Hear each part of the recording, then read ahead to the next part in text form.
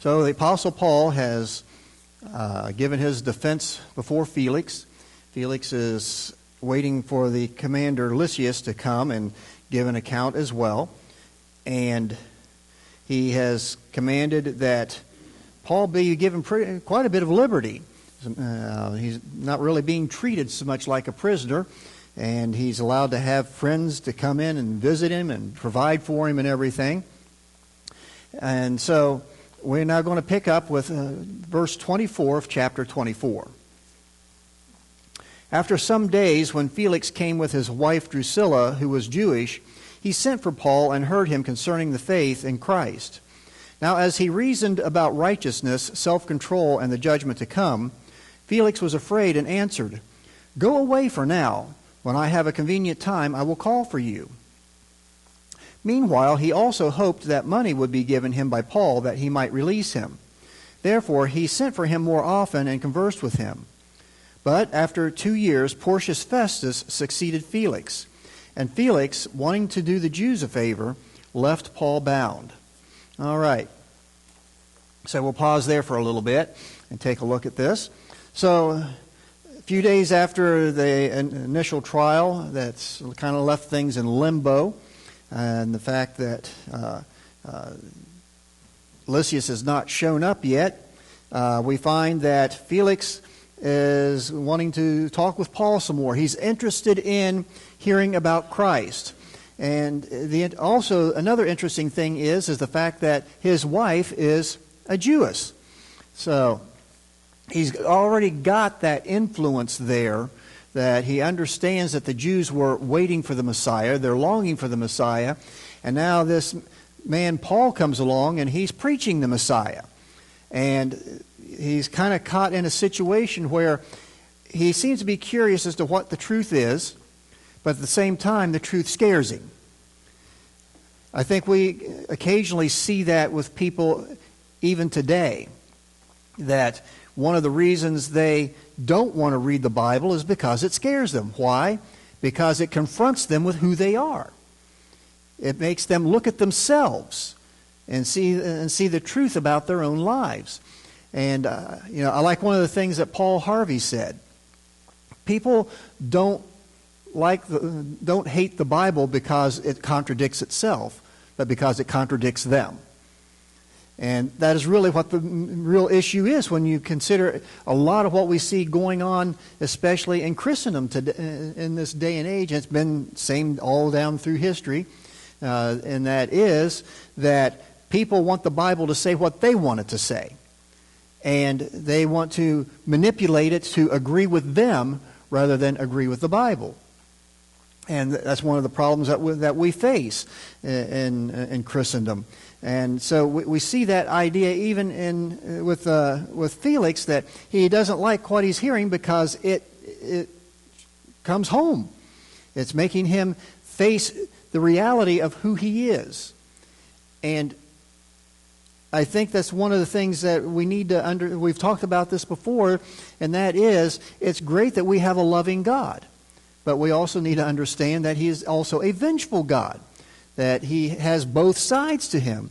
And the reality is, there are some people you can win to Christ with love, and there's others you got to scare over the threshold. Because until they're willing to get a good, honest look at what the other option is, they're not really willing to consider the best option. And so we see Felix he's interested, but it scares him. But at the same time, one of the things that was customary at that point in time is that if you were in this type of situation, you could kind of bribe your way out. That if no verdict had ever actually officially been given, you can kind of bribe your way out, and you'll just kind of disappear unnoticed, and nobody will think anything else of it. And, well, we all understand Paul is a Christian.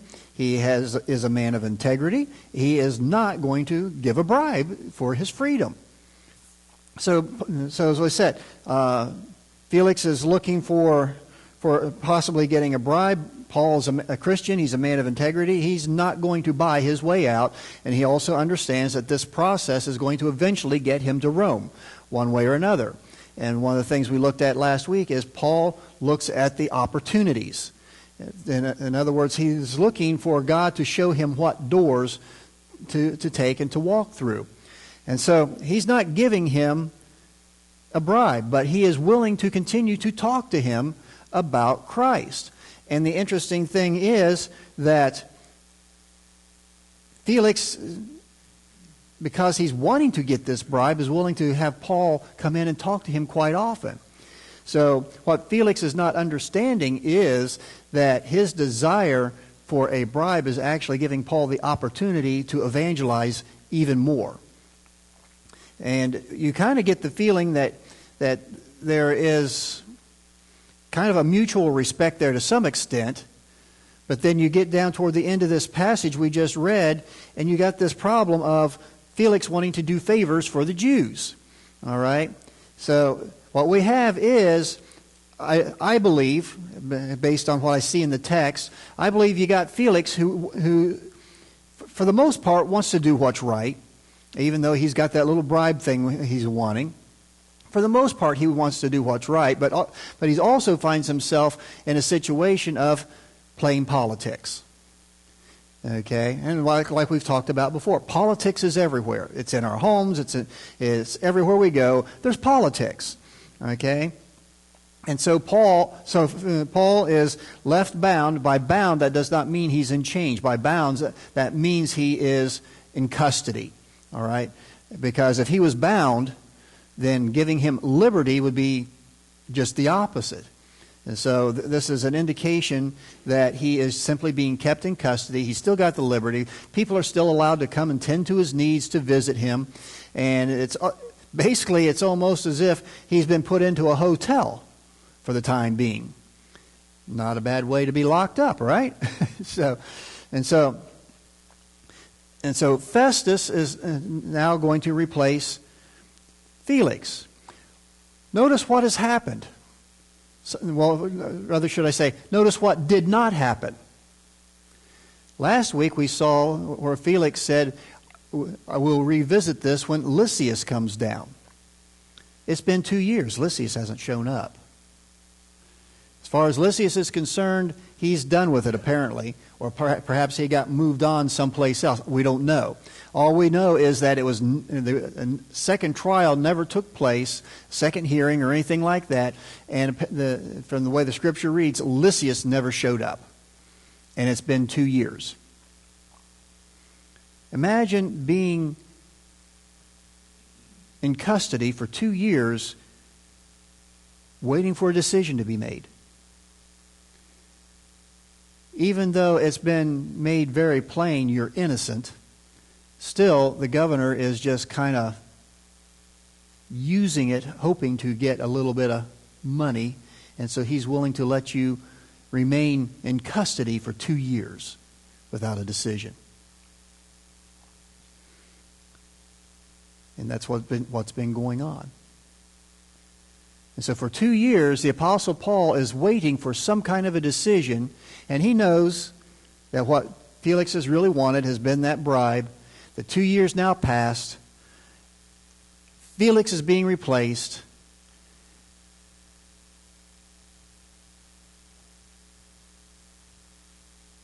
You can tell from what it says here, Felix knows he's innocent, because he says he left him bound because he wanted to do the Jews a favor. That's the same thing as saying, I know you didn't commit the crime, but guess what? I want to make them happy, so I'm just going to leave you in jail. An open-ended situation that doesn't seem to have any end. It keeps going on and on and on. And so the transition is preparing to take place. Paul is left in custody. Any thoughts, comments before we move into chapter 25?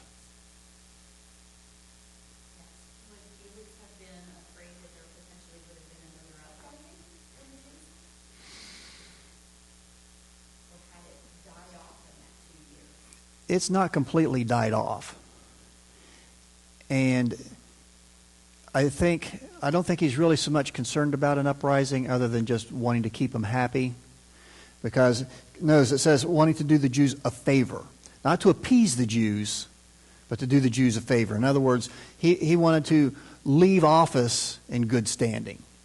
You know, he wanted to have their favor when he left office.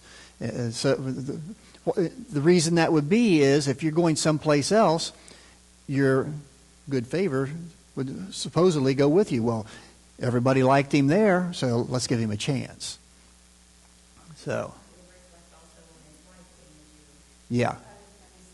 Yeah. Yeah.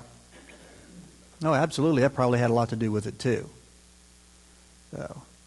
So in many ways, you know, he wants to keep a good reputation. He's stuck between a rock and a hard place, you know, and so to do the Jews a favor, probably, like you say, more than likely at the coaxing of his wife. But then you kind of wonder, she's probably been listening to Paul too, as Felix has been bringing him in. But we don't really know what her position is on anything. But he is in that situation where he's caught between two worlds because of his marriage. So yeah, that's very true. Anything else?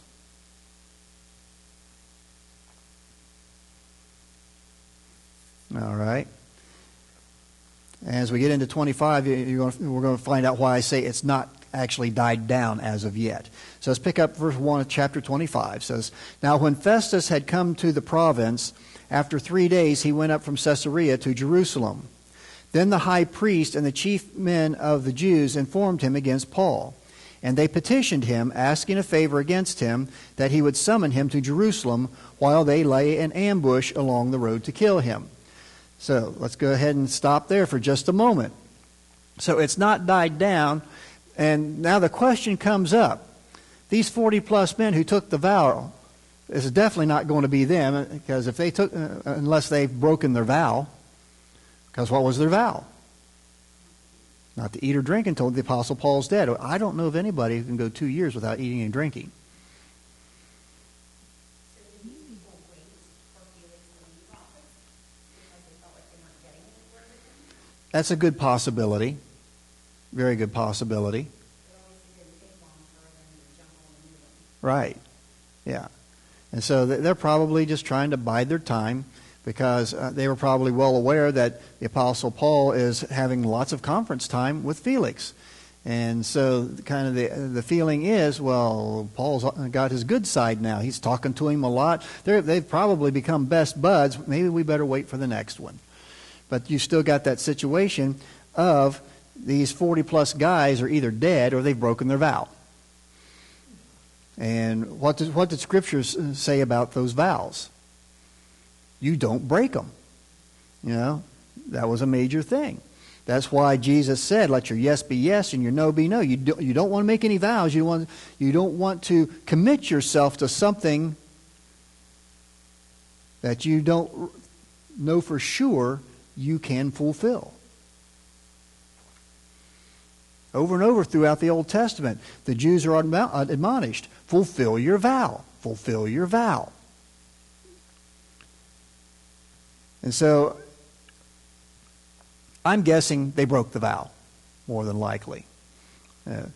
They might not have, I don't know. All we know is for sure that there's at least somebody waiting to ambush them and kill Paul. Okay? Now, if Festus had any sense about him, okay, he would probably look into what's going on and how everything transpired a couple of years before.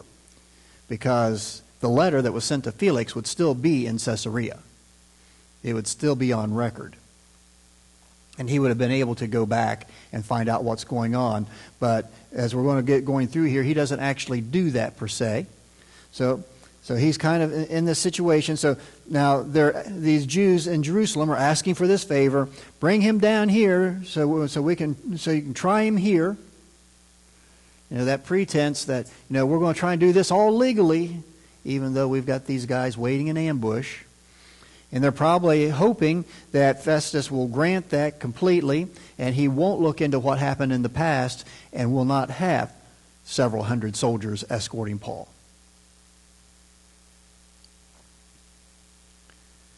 But we see that they are still trying to get the Romans to convict him in one way or another. And if they're not going to convict him, well, then they want to take it into their own hands and lynch him. So any thoughts before we move on into this? All right. So verse 4. But Festus answered that Paul should be kept at Caesarea and that he himself was going there shortly. Therefore, he said, let those who have authority among you go down with me and accuse this man to see if there is any fault in him. And when he had remained among them more than 10 days, he went down to Caesarea, and the next day, sitting on the judgment seat, he commanded Paul to be brought.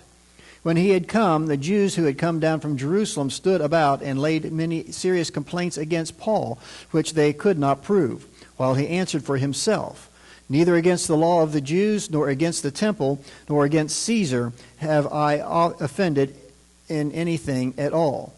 Okay. Pause there for a moment. Okay. So, he is looking at this strictly from the governance standpoint. Caesarea is where the headquarters is set up for the governor. That's where he should be tried. So he's looking at it from that perspective right now. He's not gone through any records. He doesn't know anything about the past. All he knows is this guy's been in jail for 2 years. They are accusing him, and there's got to be some questions going on in his mind, which would also explain why he's saying this needs to take place in Caesarea, because if this has been going on for 2 years, he wants to find out more of what's going on before he commits to anything. And it says they laid down many serious complaints against Paul, which they couldn't prove. Interesting. Complaints. They're not. It doesn't read like they're accusing him of actually breaking any Roman law or anything. They're just complaining. He's got everybody upset. We don't like him. You know, and you see them taking this emotion route again. All right? And that we just don't like him, type of thing. You know, he stirs up dissension among the people, and none of it they can prove. And Paul says, neither against the law of the Jews, nor against the temple, nor against Caesar have I offended in anything at all. And he's saying, I haven't broken any laws.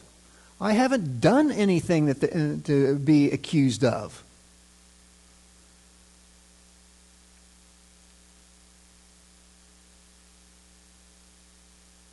And it's interesting that every time the Jews lodge their complaints, they never can give any substantial evidence of anything.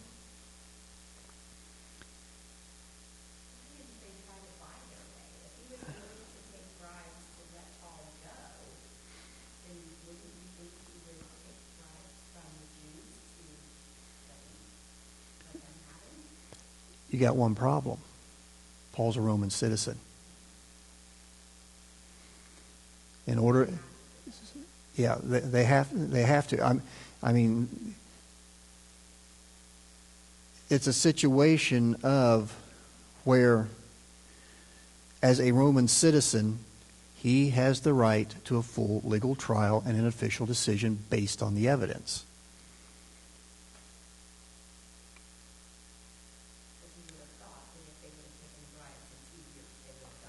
Mm-hmm. Yeah. Yeah.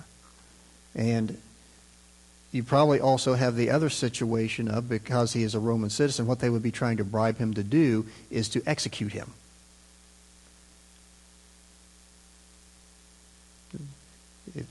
Paul's a Roman citizen. For Felix to do that would be to put his own neck in the noose, because there would have been many witnesses to what's going on. For instance, I'm sure Luke is here watching all this happen. I mean, he's writing it down as it takes place. So you've got these witnesses as to what's going on.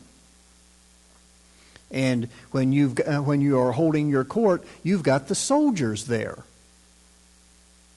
For the same reason that when you have court, in these days and times, you've got police officers there. And so it would have been a situation where, bribe-wise, if he took anything, it would be simply to move the location, maybe. But Festus has already established this is where it's supposed to take place, in Caesarea. But we're about to find out. He wants to do the Jews a favor too. He wants to be in their good graces because he wants to keep peace in the land. And we pick up at verse 9. But Festus, wanting to do the Jews a favor, answered Paul and said, "Are you willing to go up to Jerusalem and there be judged before me concerning these things?" So Paul said, "I stand at Caesar's judgment seat where I ought to be judged. To the Jews I have done no wrong, as you very well know. For if I am an offender or have committed anything deserving of death, I do not object to dying. But if there is nothing in these things of which these men accuse me, no one can deliver me to them. I appeal to Caesar." Then Festus, when he had conferred with the council, answered, "You have appealed to Caesar? To Caesar you shall go." And we'll stop there. So, as we are looking at this, I think one of the things we see in these two governors wanting to do a favor for the Jews, we see God at work creating the situation where the Apostle Paul now realizes, I can use my Roman citizenship to get to Rome. As a Roman citizen, he appealed to Caesar. And so what is taking place is we have these governors wanting to keep peace in the land, wanting to do the Jews a favor, even though Festus has already established when he was in Jerusalem at the beginning of the chapter that the judgment should take place in Caesarea because that's where the governor's headquarters are at. That's where the court is set up. And notice, Festus understands that. Why do I say that? Is because he didn't tell Paul you're going to Jerusalem. He asked him if he would be willing to go to Jerusalem. Tells you a lot about what's going on there. It's interesting what you begin to understand when you begin to read everything that's actually there. That Festus understands that this is where it is supposed to take place. But because he wants to do a favor, he doesn't tell Paul, I'm going to take you to Jerusalem. Because he's a Roman citizen, he's asking. Because he wants to be careful to not do something that violates Roman law in the court process. He's just started to be the governor. I mean, he doesn't want to turn around within the first month of his governorship, be kicked out. And that's exactly what would happen. And so he asked Paul, would you be willing to go there and let me hold court there? And I think Paul knows in the back of his mind that the reason the Jews are wanting him taken to Jerusalem isn't to have him judged. I think Paul knows they're still waiting to kill him. They're still waiting to ambush him. And notice something else that happens here. Paul could have told them, here's what's probably really going to happen if you take me to Jerusalem. The same thing they wanted to do before. They want to ambush you and kill me. We learned about it before. They snuck me out at night. But Paul doesn't take that avenue. He could have taken that avenue, and Festus could have just said, okay, well then we'll just keep things right here, and that's the way it's going to be. But Paul didn't do that. Instead, he recognizes that this is now his opportunity to get to Rome, as God said, and the Romans are going to pay for his trip. And so he appeals to Caesar. Something that every Roman citizen had the right to do. Appeal to Caesar concerning any verdict, concerning any judgment. And the Apostle Paul makes the appeal. Now understand that appeal is a risky thing. Because just like our Supreme Court here, Caesar could turn it down and say, I don't want to hear it. I mean, just like Supreme Court, they can reject hearing anything, and so that was the risky thing. Paul was taking a risk. But even if Caesar was not willing to hear it, he was still going to get to Rome, because they weren't going to get on the phone and say, "Hey, Caesar, we got a guy down here appealing to you. His name's Paul. They're accusing him of all this and so on, but he's appealing you for judgment. Shall we send him to you?" Didn't work that way. All right, it's the way it kind of work here, more or less. But although they send the depositions and so on, but typically what would happen is they would send the person on along with the letters of what's been going on and say, "This guy has appealed to you. Make your decision. You're going to listen to it, or is the judgment going to stand?" Of course, here's the other problem. There is no judgment. There is no judgment as of yet, which makes this even more of an interesting situation for Caesar to deal with. Because the understanding would be is when Caesar had someone coming and appealing to them, they're appealing the judgment. Here's a guy going to come to Rome, and there's not even been a judgment.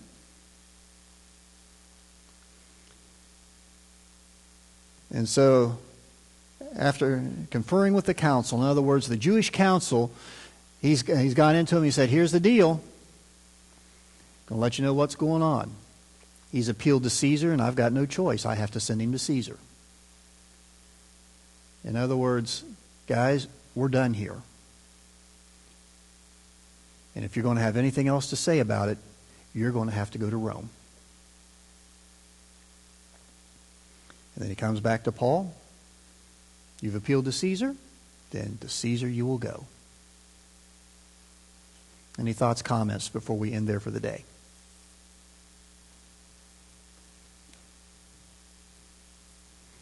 All right. Well, we'll pick up with verse 13 next week of chapter 25 as King Agrippa comes into the picture.